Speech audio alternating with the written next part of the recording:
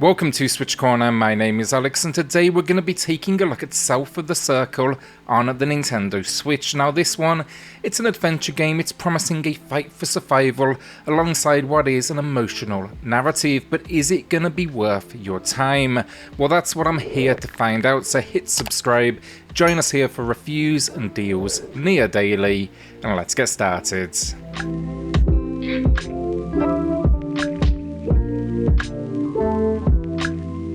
Before we do get into the story then, to avoid spoilers, I've removed subtitles from all gameplay. I do want to say here though, they are available and it does pack text size options as well for those that want to play this one in handheld. I'm also going to say this up front then, this story I found it absolutely fascinating from beginning to end. I had no idea what to expect heading in, but it hooked me near immediately. Here though, we'll be taking on the role of Peter, a Cambridge academic. Now opening the game, we crash land in what is Cold War Antarctica. Our co-pilot too injured to move, so it's basically down to us to now head out into what is this brutal snowy landscape and go ahead and find help. Along this journey though, we not only face a physical challenge, but an emotional one as well, as events from our past, they unfold before us. The game as well, then it's actually constantly shifting between what is three timelines. You've got the present, that is Antarctica and the fight for survival, the events leading up to this predicament including a romantic storyline with a character by the name of Clara, that's also dealing with of course the impact of the war around us, and then finally small snippets of our childhoods. The latter then, that childhood, that is taking the least screen time in total. It really only adds some minor context for the way Peter holds himself in the current day.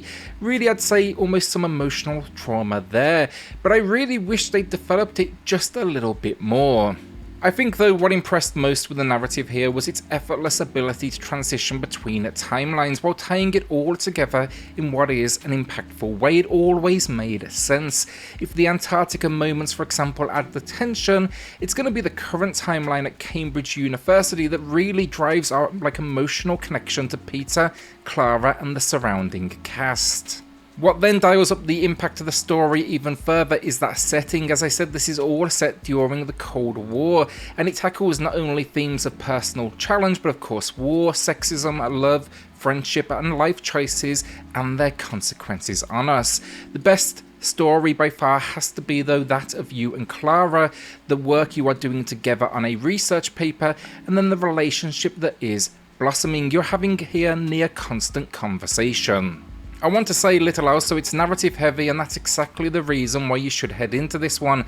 Along the way, it is emotionally charged though, from uncovering character motivations to characters with questionable motives, and I'm surprised at just how powerful it was. It's just incredibly well written. Peter and Clara as well, one of the most impactful relationships I've seen in a game in some time. For me though, just instantly likeable from the moment they meet on a train. They were the reason I was playing this game from beginning to end in near one sitting. In the opening moments, in fact, they meet on a train that is very before sunrise of the experience. Now that is a film I would name as one of my personal favourites of all time, so I'd be curious to know, is that a coincidence or potential influence? The relationship's so similar though for anyone that's seen those movies, constant conversation with deep topics, and a character in Clara who, like Celine, is just incredibly powerful. Developers, if you do watch this, let me know in the comments if I'm onto something here. Finally, for story, you can change the dialogue and almost, let's call it a pre-ending for the game, but the closing moments, they will always remain the same, which may disappoint some looking for multiple endings. I still want to go back though, see what those dialogue options do, and I do see why they designed it in this way. It felt like a worthy payoff after what was a near 4-hour journey for me. Gameplay then, and this is where it won't be potentially for everyone. It is however available on Apple Arcade, so if you have a membership, maybe try it there first. That's not to devalue the experience either, it's absolutely worthy of its time in the spotlight on consoles. So yeah, as I said, narrative led, the majority of the gameplay revolves really around directing the conversations that are unfolding on screen. This is done via a system that doesn't necessarily give you a direct text response, but rather you'll be choosing one of 5 emotional reactions, ranging from anger to happiness. These are just simple pop-ups on screen related to an input. They initially are shown with text on screen as well, but this is quickly removed and left down to memory. Should you forget what these options are as well, they are easily accessible from the pause menu as I am showing on screen currently. There will be moments as well though where you'll be given responses based around images. Think commenting on, let's say, clothing, or maybe a situation that's just a very basic image. Alongside this then as well, we do get the exploration element as well. Now this is not a world with expansive locations to explore, but rather they are extremely linear with the ability to move and interact with certain key items.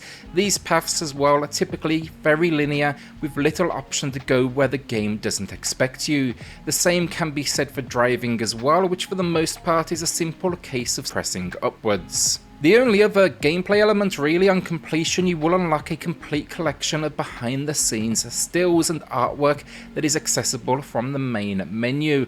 Look, as I said, this is narrative led, it won't be for everyone. There's no intricate controls here, platforming or gunplay. It relies on its story, and that was an extremely wise decision. Graphics then, and this game looks stunning, low poly almost in its design. It's a surprisingly strong design choice, and it plays perfectly alongside what are some incredible cinematic camera transitions. Think all sorts of sweeping and filters and just all sorts going on. There's also a great grain filter that washes over your screen. The characters look good though, and their personalities and reactions are so easy to spot through the animations. I will say though, I'm not sure the facial animations will be for everyone. They've definitely got a unique design. The visuals though allow for a nice selection of locations, my favourite being Antarctica and the mountains, just a very stark contrast in the colour palette. Problems then, I did note some characters clipping into the environment on occasion in some of, let's say, the more expansive areas, and then also we do get pop-in with shadows, though nothing that takes away from the overall experience. Audio then finally, and incredible. First, its voice acting is some of the best I've heard in a long time, and the cast, they have some serious credits behind them. Think Downton Abbey, Bohemian Rhapsody, The Crown, and Game of Thrones, to name just a few, and this was absolutely essential. It's fully voice acted throughout, but to really deliver that, it needed to be of this high quality. Then the music and sound effects, while it does have some, let's say, ominous tones that play into the terror, much of this music is beautiful. I'd compare it to one of my favourite video game soundtracks, which is Firewatch. It just adds a whole new dimension to this world, and I hope it sees a standalone release. There's some particularly powerful piano lines as well towards the end game. It's all then reinforced with some minor sound effects to fill out that soundscape. South of the Circle then, I think it's fair to say it really impressed, and I hope that's clear from the video.